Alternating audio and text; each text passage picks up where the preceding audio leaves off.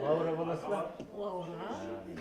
Бұл сырға салу рәсімі. Бүгінгі сабақтың тақырыбы осындай. Үй иесі келген меймандарды қарсы алып төрге шығарып жатыр. Құдалар бір-бірімен танысып болған соң, ол жақ келген себептерін түсіндіреді. Сендерде бір лашын бар.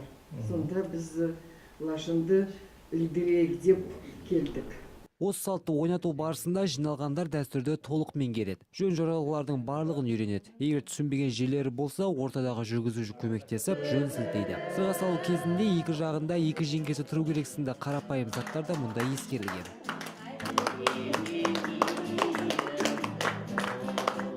Салт дәстүрді үйреніп, қазақ тілін меңгеруге келетіндердің дені кезінде түрлі себептермен ана тілін меңгере алмай қалғандар. Не болмаса, орыс тілді отбасында өскендер. Жиналғандардың арасында зейнеткерлер де, орта бұзар жастағы азаматтар да бар. Келушілер алғашында қазақ тілін мүлдем білмейтінбіз, артынан өз тілімізде ойымызды жеткізетін дәрежеге жеткендерін айтады.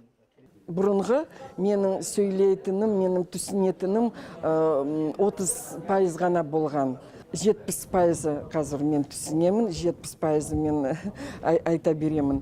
Әрине нәтижелерім бар. Я все 30 лет своей жизни жила. Мен 30 жыл бойы Ресейдің Мәскеу қаласында тұрып келдім. Бір жыл бұрын ғана ата-анамызбен Алматыға көшіп келдік. Енді міне осында қазақтың тілі мен дәстүрін үйреніп жатырмыз. Негізі университет қабырғасында жүрген кезімде қазақ тілін үйренгім келетін, алайда ол жақта мұндай курстар жоқ болды. Осы жерге келіп жаңа достар тапқаныма қуаныштымын. Бүгінгі сабақтың тақырыбы сырға салу рәсімі болды. Яғни жиналғандар екі топқа бөлініп, бірі қыз беріп, келесі жақ құда түсіп келген болып ойнайды. Ортадағы жүргізуші аталған салтта қандай сөздер айтылып, нендей рәсімдер жасалатынын айтып отырады. Мұндай шешім қазақ тілін тез үйренуге, әрі дәстүрді де дәріптеуге септігін тигізеді дейді ұйымдастырушылар.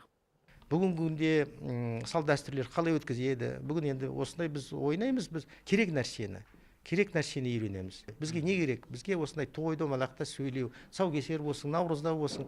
Сол керек нәрсені үйреніп, сонда нәтижелі болады. Бастамашылардың сөзінше, мұндай әдіспен 2 жылдың ішінде қазақ тілін 100% меңгеріп алуға болады. 2 жылдың ішінде мыңға жуық алматылық қазақтың салт дәстүрін үйренген. Басқосудың аяғын жиналғандар дәстүр бойынша әнмен аяқтады. Тамаша әнмен келіп еді көктемде. Азамат Әуезханов, Влад Шишко, Алматы телеарнасы.